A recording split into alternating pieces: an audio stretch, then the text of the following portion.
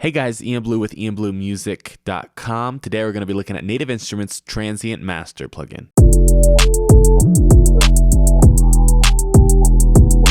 Okay, so Transient Master is a tool that you're going to use for drums. It's going to affect the attack and the sustain of your drums. It's similar to a compressor, but the way that it is measuring the audio and using those algorithms, it's going to look different than a compressor, and it's going to be a lot more straightforward and a lot quicker to get the sounds you want out of your drums. So it's a really simple plugin. 5 things you can work with. There's a couple presets you can choose from, but really you can just get right into it. So the first thing here that you'll see is the attack knob. This is going to add or reduce attack for your drums. The attack is the very beginning part of the audio feed. So I'm going to pull up this drum sample that I have and I'll start playing it. Okay, so it's a pretty basic drum.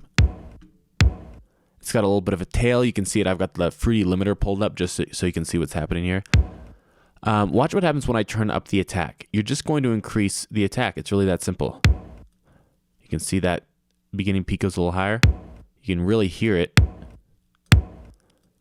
So it's almost maxing out the limiter there.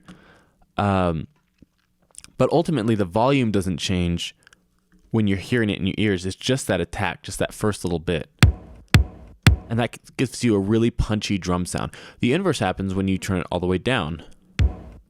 Okay, now it's a really soft sound. I don't know why you'd be using that, but there could be a sample that you have that maybe is just too clicky. I think I might have one in here. I don't think I do anymore. But anyway, yeah, so if you've got something that has a really clicky beginning, you can pull that down. Smooth. I'm going to skip past that. I'm going to go to sustain. I'll come back to the smooth part. Sustain is going to be the sustain on your feed. It's, again, pretty simple.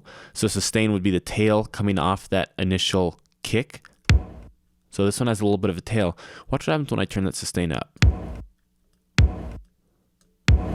You can hear that sustain is being boosted, and you can see it actually too.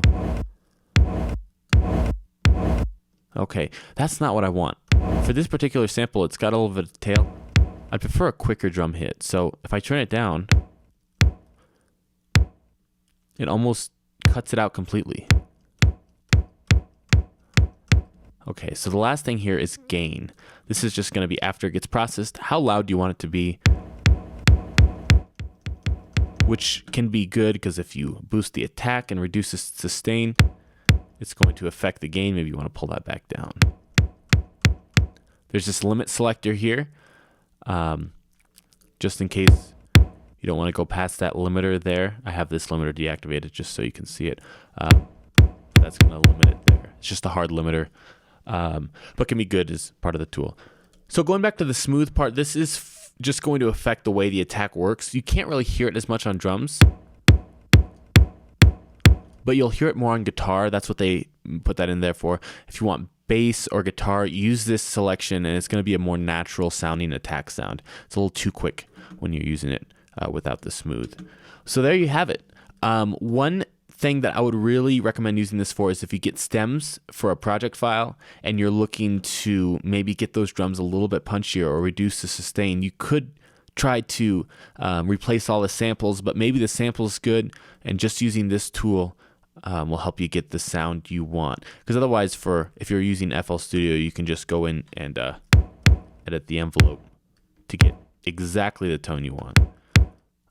But if you're not using this sampler, then this is a great tool to use to get punchy drums sounding just the way you want. So there you go. That's how you use Native Instruments Transient Master. If you've had this in the complete pack for a while and you really don't know how to use it, now this gives you a good tool, which I use on my drums so often. Highly recommend it, and it's a good tool to get some really good sounding drums. That's Ian for ianbluemusic.com. If you have any comments, any questions, any thoughts, let me know in the comments. Thanks so much for watching.